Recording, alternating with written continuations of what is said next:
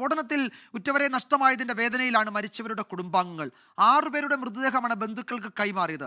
പരിക്കേറ്റവരും സാക്ഷികളും ആ സ്ഫോടനത്തിന്റെ ഞെട്ടലിൽ നിന്ന് ഇപ്പോഴും മുക്തരായിട്ടില്ല.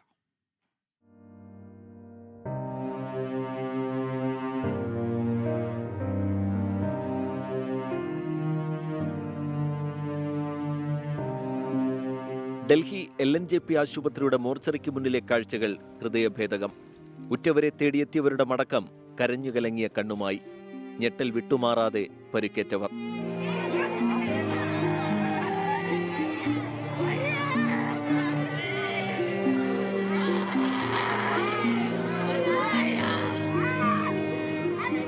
സ്ഫോടനത്തിൽ കൊല്ലപ്പെട്ട അമ്രോവ് സ്വദേശികളായ അശോക് കുമാറും ഉറ്റ സുഹൃത്ത് ലോകേഷും അവരുടെ കുടുംബങ്ങളുടെ ഏക അത്താണിയായിരുന്നു.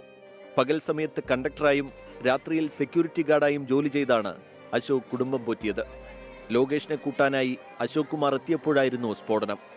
UP മീററ്റ് സ്വദേശി മോസിൻ, ദിനേശ് മിശ്ര, പങ്കജ് സൈനി എന്നിവരാണ് തിരിച്ചറിഞ്ഞ മൃതദേഹങ്ങളിൽ ചിലർ. തിരിച്ചറിഞ്ഞ മൃതദേഹങ്ങളിൽ പലതും ആശുപത്രി നടപടികൾ പൂർത്തിയാക്കി ബന്ധുക്കൾക്ക് വിട്ടുനൽകി.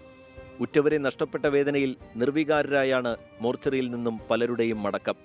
24 ഡൽഹി. ലോകത്തെവിടെയായാലും ഏത് സമയത്തും 24 വാർത്തകളും ഓഗ്മെന്റഡ് റിയാലിറ്റി പാക്കേജുകളും എക്സ്പ്ലെയിനറുകളും വിശദമായി കാണാൻ ഞങ്ങളുടെ YouTube ചാനൽ നിങ്ങൾക്ക് സബ്സ്ക്രൈബ് ചെയ്യാം.